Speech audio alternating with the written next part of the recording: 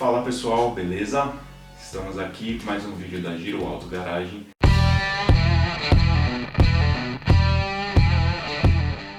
E hoje nós vamos trazer algumas curiosidades sobre músicas e carros. Aqui nesse canal a gente não vai falar muito de Camaro amarelo, dessas coisas que aparecem por aí.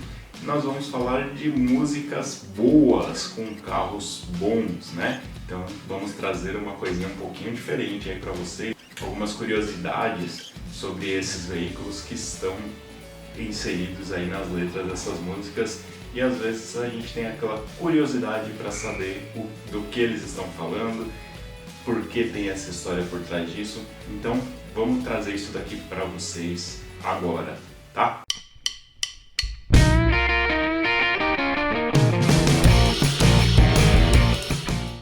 Primeiro que nós vamos falar aqui, eu cresci escutando esses caras, então pra mim assim, é sensacional poder colocar um pouquinho da história deles aqui no meu canal, que são Engenheiros do Havaí, né? Não dá pra falar de música de carro sem falar de Engenheiros do Havaí. E eu separei aqui uma música de 87, a Infinita Highway, né? Infinita Highway, ele não fala de um veículo específico. Eles falam do sentimento de estar dirigindo, do sentimento de estar na estrada e principalmente daquela parte romântica ali de você estar no volante do seu carro, sei lá, dentro da situação que aconteceu. Então ele fala ali naquele 110, 120, 160, só para ver até quando o motor aguenta. É isso aí, é o sentimento de estar atrás do volante, de colocar o carro na estrada e de ver até onde a gente consegue ir. Então esse sentimento, ele fala daquela estrada da vida e traz um contexto bastante interessante dentro da ideia dessa música aí para quem curte a gama do cenário automotivo. Principalmente assim, que eu acho que alguns de vocês aí talvez já até estiveram no carro aí numa estrada escutando essa música, e nesse trechinho principalmente que eu citei, deu aquela vontade de dar aquela aceleradinha só para acompanhar o que ele estava falando ali no 110, 120, 160, né? Então, essa daí é a primeira que a gente não podia deixar de fora aí. Fala bastante do estilo ali de vida dos anos 70, 80, não tinha tanto radar, tanta multa, né? Mas, então, essa daí é a primeira e vamos para a próxima acompanhar aí que tem bastante coisa boa para ver, beleza?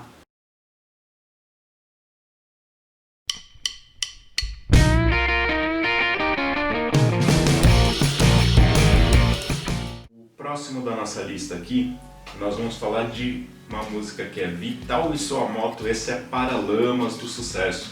Eu cresci escutando música boa, né? Pelo menos no meu gosto aqui, cresci escutando mais uma parte aí mais rock and roll, né? Então, assim, colocando essa atualidade aí desse assunto de carros, a gente coloca realmente o que a gente conhece um pouco mais, né? Então, essa música é uma música de 83, né? Eles falam um pouco mais da liberdade, né? O rapaz Vital comprou sua moto e para ele aquilo era tudo, era liberdade. Foi praticamente comprar sua carta de alforria ali, né? Então, ele pegou a moto, ele foi viajar, ele foi fazer, e isso eu tive muito na minha época aí, desde que eu tirei minha carta basicamente aí, com meus 18 anos. Eu peguei, fui lá, comprei uma moto, minha mãe realmente não queria que eu fizesse, comprei minha moto e realmente assim foi soltar a asa, abrir a liberdade, né? Então viajar, curtir a estrada, fazer os meus rolês, fazer justamente o que a liberdade de você ter um veículo ali na sua mão te proporciona, né? Então achei interessante aqui citar para vocês. Eles falam muito da experiência, é uma experiência muito gostosa que se tem em cima de uma moto.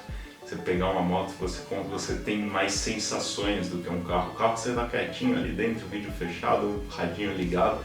A moto não, a moto você tem muito mais sensações próximas ali, né? Tanto sensações de risco, quanto sensações de adrenalina, quanto as sensações boas também, o vento no rosto. Então isso é sensacional. E eu acho que é uma vertente bem interessante aqui para trazer para vocês. Mas nós vamos falar de carro, então indo para o próximo aqui, que o próximo aqui a gente vai falar do carro da música. Vamos trazer isso daí para vocês.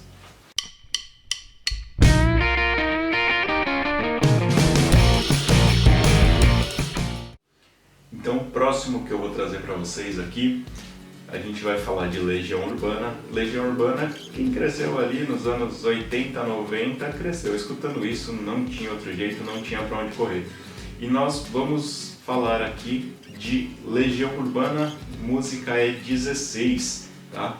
É o álbum Tempestade, de 1996, e na música, como vocês devem lembrar, ele fala ali do Opala metálico azul, né?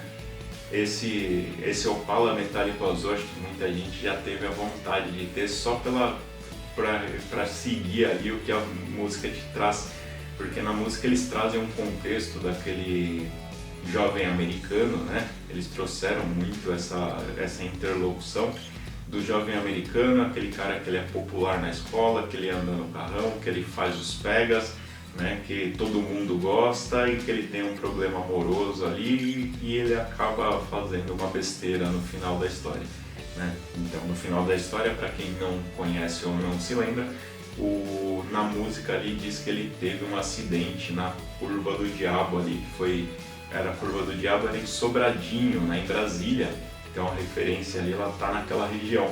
E é interessante que essa colocação que o Renato Russo fez, existem aí algumas pessoas, né, que fizeram uma análise dentro dessa música e eles falaram que essa relação que ele trouxe, na verdade, é de um ator americano que ele morreu aos 24 anos, chamado James Dean, apelido Jimmy, né? Então tem uma relação aí com o João Roberto, né, o Johnny, e ele morreu a caminho de uma corrida em Salinas, na Califórnia, né? Ele estava indo para lá com um Porsche 550, isso foi lá em 55, o cara era bem famoso, tinha vários filmes e na época ele era meio que esse estilo, né, que do Johnny, que o Renato Russo fala na música, que é o bad boy ali da época, o garoto que era meio revoltado.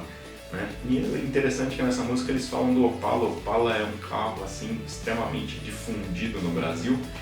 O Opala, que ele começou a ser fabricado em 68, teve sua fabricação que seguiu até 92, começando com um motorzinho mais manso ali, um 2.5 de 4 cilindros no começo da sua carreira, da sua fabricação.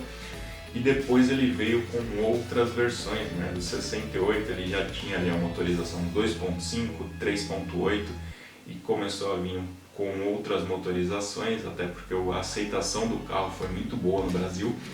E ele passou até o conhecido 6 caneco em linha. Os 6 cilindros, ele já vinha com motor 4.1, 141 cavalos quando original.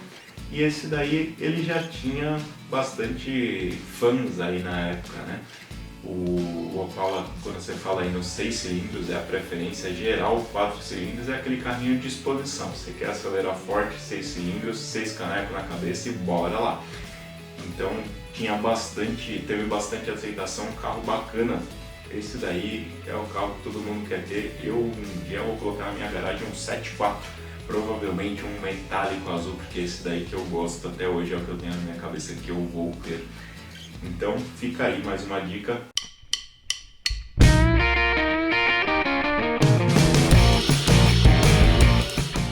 Então vamos lá, nosso próximo vídeo aqui eu vou falar do Cinca Chambord.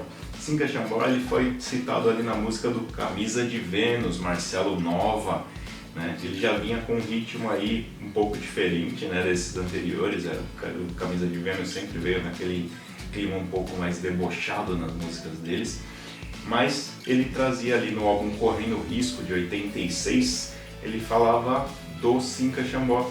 Quem pensa aí que hoje que a gente veio com essas francesas para o Brasil, né, trazendo aí o Citroën, trazendo o Peugeot, quem pensa que o francês é entrando aqui no Brasil e trazendo uns carros um pouco polêmicos, é só agora? Não é. Na época a Cinca Chambord trouxe entre 59 e 67 aqui para o Brasil, ela trouxe o Cinca Xangô, trouxe o Cinca Tufão, trouxe alguns outros modelos, né? E eles trouxeram um carro bastante polêmico, principalmente pela sua motorização. Sua motorização do Cinca Xangô, ele veio com V8, então quando você imagina, você olha ali no emblema do carro, você vê o V8 ali, você imagina que você está passando por um problema, né? E você tem um V8 ali de 2.3 de 84 cavalos, carrinho cansadinho, né? Tanto que na época eles até falavam que o 0 a 100 dele ali em 26 segundos, né? Eu acho que ele consegue ser mais lento do que o Siena 1.0, né? Que eu acho que é um dos carros mais lentos do Brasil. Então, ele era um carro bastante interessante, aí teve seu público na época, né? Pelo que se tinha apresentado ali para a galera. Mas é um carro que ele não trazia nenhum atrativo em relação à potência. E na música ali, o Marcelo Nova ele até fala do carro como um marco ali da vida dele, que tinha chegado, que tinha conseguido esse carro. Mas a música ela trata de um assunto um pouco diferente, quem conseguir pegar as entrelinhas ali, que ele falava um pouco da época da ditadura, né? Então se você ler um pouco as entrelinhas ali, você vai ver que eles falam de uma nova época, né? Um sentimento diferente, e justamente o acabaram com o Cinca Xangô se referia àquela época, né? Então ali bem entre o período que funcionou, né, a Cinca aqui no Brasil.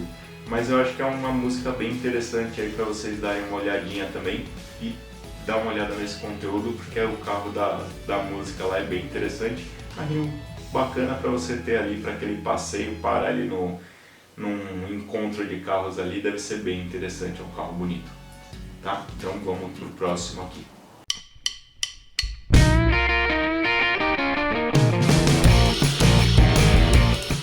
Um que trouxe também essa ideia de falar de carros dentro das suas músicas foi o próprio Raimundos, né? Já vindo muito mais recente ali, álbum de 95, né? Do Raimundos, ele trouxe Eu Quero É Ver o Oco, e ele trouxe no álbum de 99 o Carrão de Dois.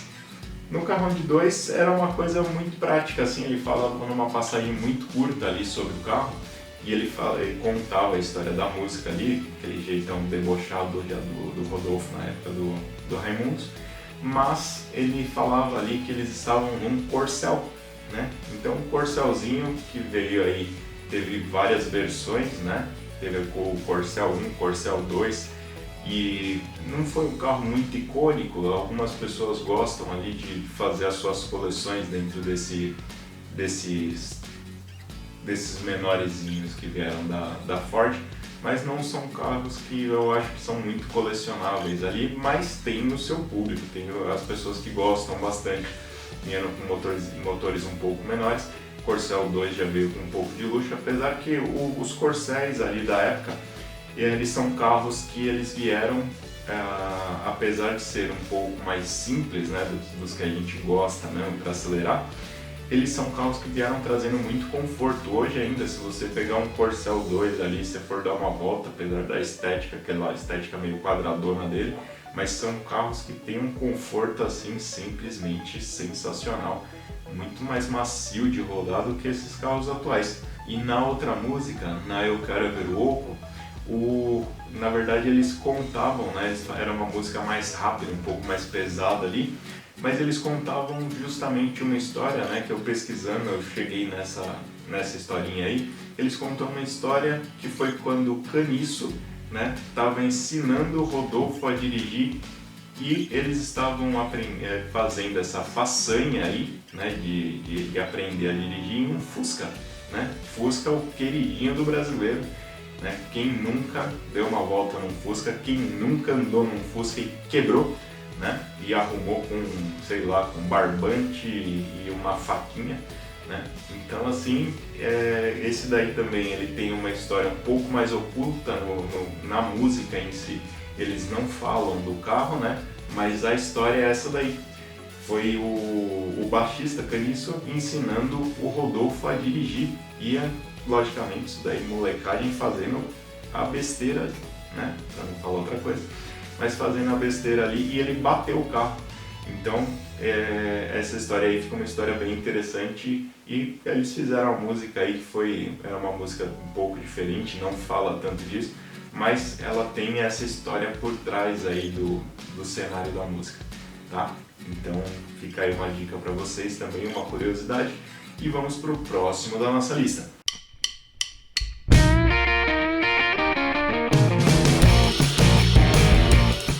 E o último aqui que nós vamos falar da nossa lista, esse daí é o clássico dos clássicos.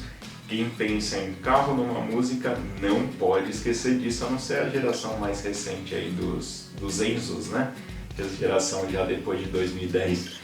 Então os mais antigos aí já vão lembrar primeiramente desse. Não é o Fuscão Preto, que a gente está falando aqui de uma música um pouquinho mais rápida e um pouquinho mais jovem.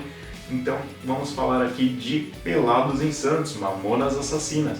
Mamonas Assassinas gravaram inclusive no clipe, né?